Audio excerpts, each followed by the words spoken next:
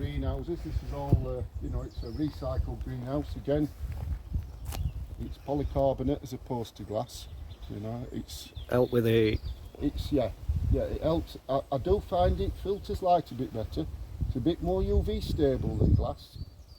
And also when we've had some strong winds this year, when they've blown out, or if any have blown out, I've picked them up, I put them back in. Yeah. I had to go down to a glass cutters and start getting sheets of glass cut, which isn't, you know, you've got really wanting horticultural glass as well, so it's A little bit more expensive. It is a bit more expensive, yeah. But one little tip with this, if you do decide to use this, it's polycarbonate 4mm twin wall, basically. One very easy mistake to make, which I did make with the other greenhouse, has a front and a back, one side UV stable. How you tell is it comes and it's covered in polythene, and one side it says on it, this side faces outwards.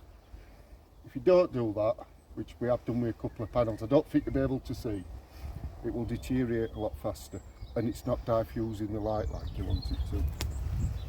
Yeah. So in here is, like I say, it's not all going to be show stuff, don't think that, no way whatsoever will it be like that. But, and here's a few bits and bobs then. First side here we've got there's pot leeks. These are pot leeks, the varieties Amelia. These have been in here now for about 3.5 weeks. Again, it's all man-made. We have them on pipes here just to keep the flags out of the water. Strange thing this time of year, this month is, I've had to put shading on, which was a rush job, to keep the sun off them because they don't like it hot. But then we're having to put the fleece over them at night because we're getting low temperatures. So it is a big juggling like that. In that bed, both beds did them at the same time. Again, you've got 1,000 litres between them, bagged horse manure. We have got leaf mould. It's topped up with clover compost, multi-purpose. And then the top few inch we've mixed in Johnny Nis number 2. And the only feed I've put on there is some granulated seaweed. About an handful to say, well, about an ounce a square yard, say, if you know, maybe a little bit more. Also what I've added to this is we do wormeries. So there's a couple of hundred worms come across, gone into here to help get the biology going in the soil. I call them worms now the convicts that have come across and got in here.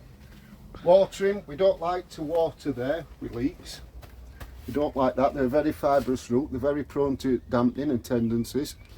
So we've got these little 2 litre pots which are inserted in there with water into there. The polythene or plastic we've got is what's called the black and white. So it's reflecting the on this side, it's black on the inside, which keeps the heat in the bed, keeps the warmth in the bed. Yeah. This side we've some of the blanch leeks, grown 2 varieties this year. We've grown Welsh seedling and I've grown Berwick. These, I'm getting to the stage which I think I mentioned last week, we're starting to select the best. These have been already selected out as not the best. The ones I've got in the other greenhouse, which we'll see shortly, are a better plant in my opinion, in my view, looking at them overall. Planted some shallots out, I've kept 4 back. The others have gone in the bed. Reason for doing that really is if I have any losses. I definitely want 6. I want to build my shallots up over years. The show shallots are not cheap to buy. You know, I bought 10 for £22. So when you've got them, Yeah, it's you want to be keeping them, don't you? definitely. Yeah. Some of the heavyweight onions here. There's a few here. There's one on the floor. These will all be getting potted up soon into these buckets. So basically, the way I do that is a bucket in a bucket. Not if I'll get a bit closer down and have a look. That gets filled with compost. I'll cut the bottom off that. As old mate Johnny Nis again, we'll mix that with some clover. That sits in there. The onion's planted in top. It has its supports. I don't want to be watering directly onto the onion. They're very prone for damping off, for causing problems. So we will water into this bucket here.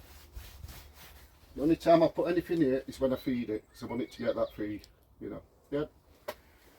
If you get interested in doing stuff like this, you do need some sort of heat during the winter. We started with these in October.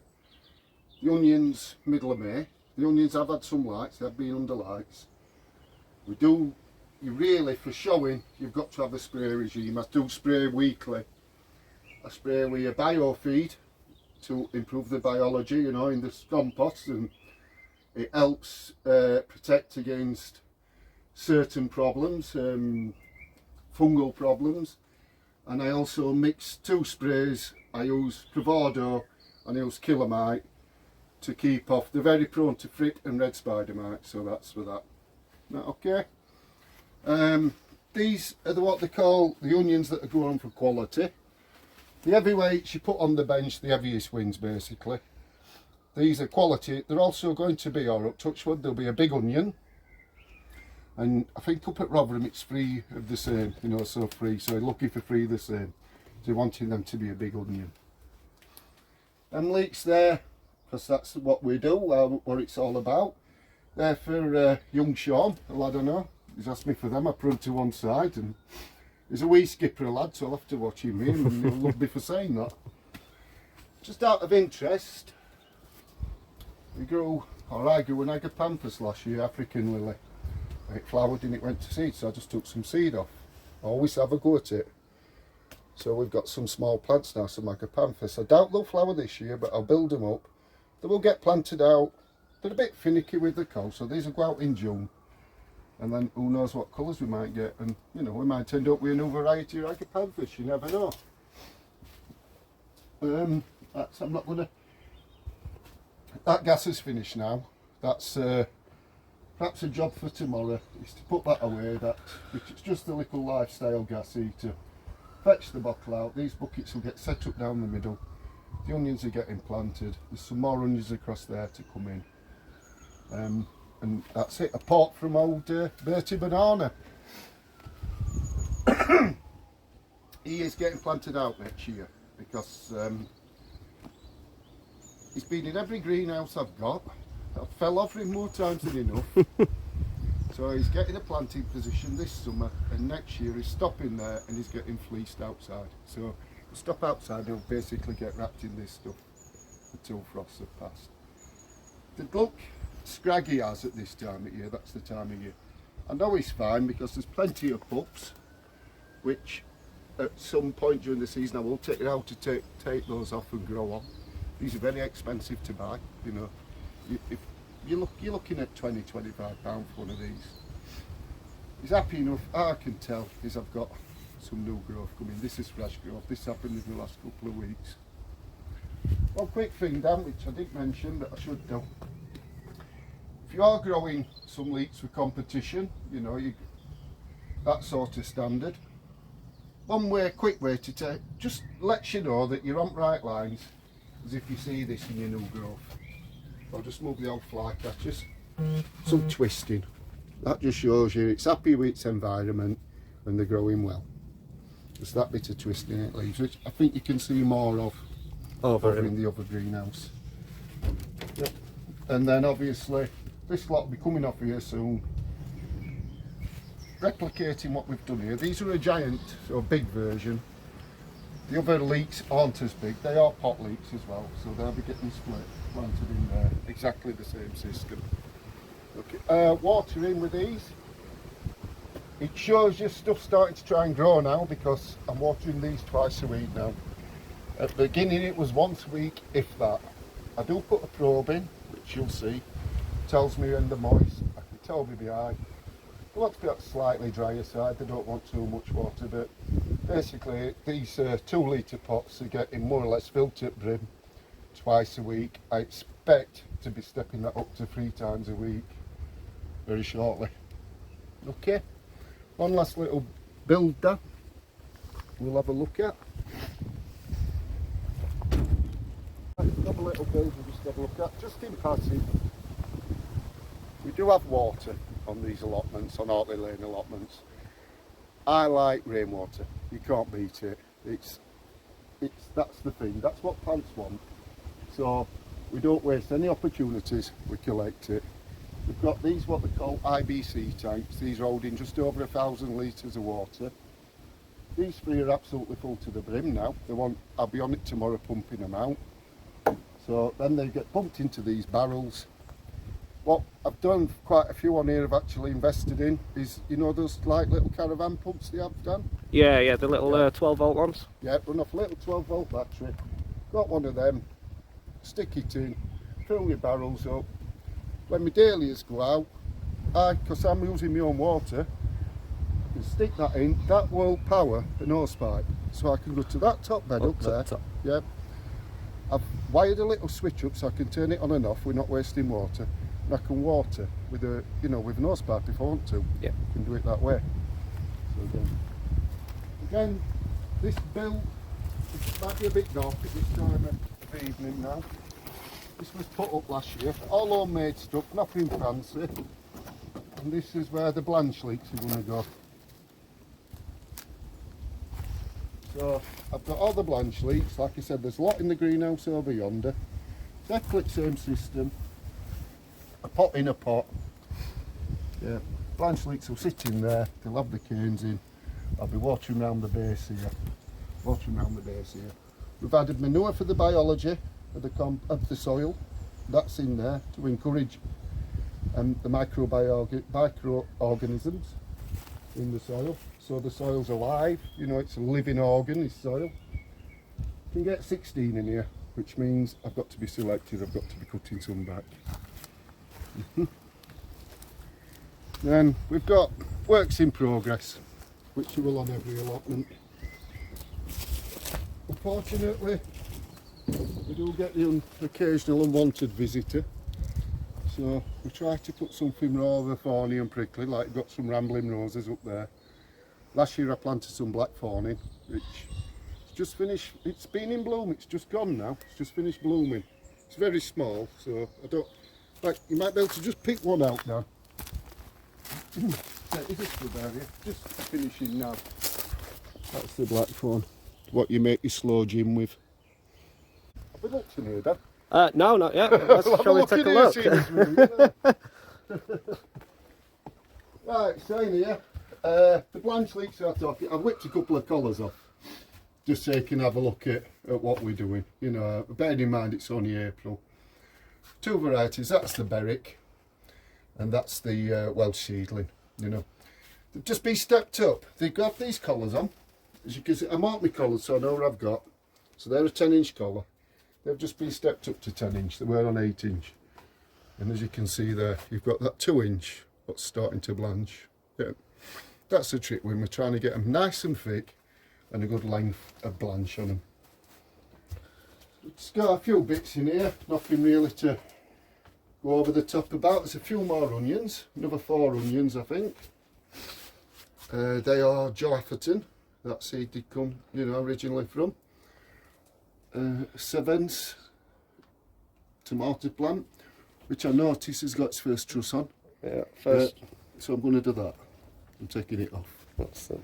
Yeah, I want some strength in that before it starts trying to set tomatoes. It's not ready yet, that. It's nowhere near ready, it's too young. It's immature to be doing that. A couple of different collies. They're just another one for sure, basically. That's the reselected. Got a red cabbage, which is the, I think I said collies, I meant cabbage. That's Calibos, the red cabbage. Then we have got Boris. That's a cauliflower, table cauliflower. If you notice as well, they're tagged. Each variety is colour coded. The reason for that is because you've got the same family, you know, you've got loads of cabbages on your bench. It saves you having to write a label out for every one. So I write a label out for one plant, that marries up to a colour. So it's a reselected yellow, the rest of reselected have yellow. It keeps it simple. Same with the tomatoes. There's 3 varieties of tomatoes on here. They've each got a colour. We've got a light blue, a dark blue and a yellow. Tomatoes, we've got Savans, which is the latest sowing of that one. We've got Maisie, which is from Medwin Williams strain. And we've got Coquini, which is a cherry tomato what I grew last year. and the sort of cascade on the plant, it's stunning. They're the dahlias you saw last week. They're picking up now. They're coming on. They've had a foliar spray. They're greening up. They're getting there, as it were. So yeah, that's them. The only greenhouse that's heated now. That's the last. This is the only greenhouse that gets heat because the cuttings are coming in here. So I don't want them getting frosted or, you know, being affected like that. These thermostats, what we use as well. Thermometers, thermostats. Thermostats. Only if. Only if. You get 3 readings. You get the highest it's been, what it is now, and then the lowest. So I'll check that in the morning, and then you can have it in Celsius or Fahrenheit. Just press the button, simple as that, it reset. They're about a £5 off Amazon, you know, they're not bad at all really. Some more pot leeks, so then moves into that. These are JSN, that's John Salisbury's new strain. Well, you do see little things here, like I've got a little rogue agapanthus as well here, that's Tom Thumb, he'll be going out this year. Mixture, the better blanch leeks than what in the other tunnel were. Again, we've got to select 16 out of these pretty soon now. And just another lot of pot leeks, Cumbrians, which are starting to break back now. The thing with the pot leeks, in the competitions you can't have over, if you have over 6 inch of blanched, it's disqualified. So you're keeping the pot leek under that 6 inch of blanch, you're looking for as much thickness as you can get. Yeah. That's the difference between a pot leek and what we call a blanch leek. Is that okay, Dan?